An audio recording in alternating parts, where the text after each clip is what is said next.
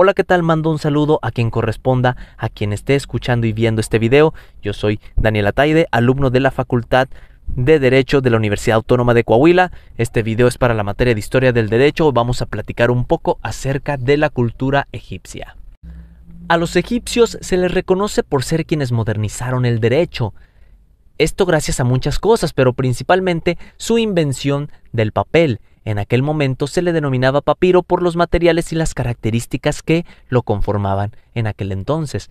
Además, los egipcios eran vistos como un sentido de potencia. ¿A qué me refiero con esto? Los pueblos pequeños veían a Egipto como una especie de metrópolis, un lugar al cual acudir no solo para poder sustentarse, sino para vivir de manera general. No obstante, la existencia de jerarquías en aquella época era concreto para determinar las funciones o el estilo de vida al que se podía tener acceso. ¿A qué nos referimos con esto? Que dependiendo tu clase social o el cargo que tuvieses, refiriéndonos a ser o sacerdote o jefe militar o pertenecer a la familia del faraón y la reina, eran los derechos y las obligaciones que se tenían que cumplir. Y hay que mencionar que no había manera de escalar y de subir en esta pirámide social. Es decir, si nacías siendo hijo de comerciante y artesanos, te quedabas como comerciante y artesano. Si nacías siendo hijo de un campesino, te quedabas campesino. Si nacías siendo hijo de un esclavo, te quedabas siendo esclavo. El faraón era quien daba la ejecución de las leyes, además de también contar con un sentido de legislador, lo cual le permitía estar presente en el desarrollo de las mismas leyes. No existía un control de tres poderes como lo tenemos actualmente, pero a pesar de eso podemos decir que este sistema que se tenía en aquel entonces era funcional, ya que como se mencionó anteriormente, Egipto tenía cuando nadie más tenía, proveía cuando otros ya no podían. Era una manera de verla como una salvación a sus cuestiones económicas y de solvencia para poder sobrevivir.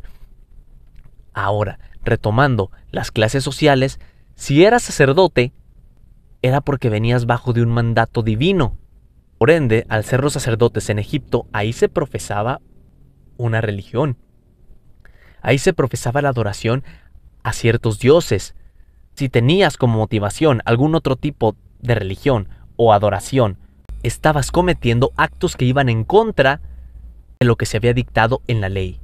Por ende, se tenía que hacer acreedor a un tipo de sanción. Pero claro, muchos de estos factores eran interesantes, ya que el ámbito religioso era demasiado importante en esta cultura.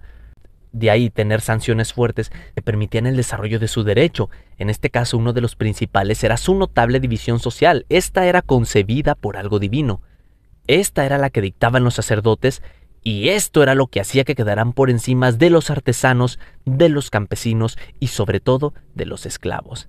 Entonces, referente al derecho, se utilizaba mucho la prisión domiciliaria, a excepción de graves como lo eran el terrorismo, el espionaje, el asesinato y la traición. Estos se castigaban sin excepción con la pena de muerte. Y dictado por el faraón, este podía estar en el poder por varias razones. Algunas de estas son por ser teocrático, monárquico o de carácter absolutista. Por ser teocrático, ¿qué quiere decir? Que viene elegido por una deidad de carácter divino. Si hablamos de carácter monárquico, en el cual nos estamos refiriendo a que era seguir la línea de sucesión en el poder.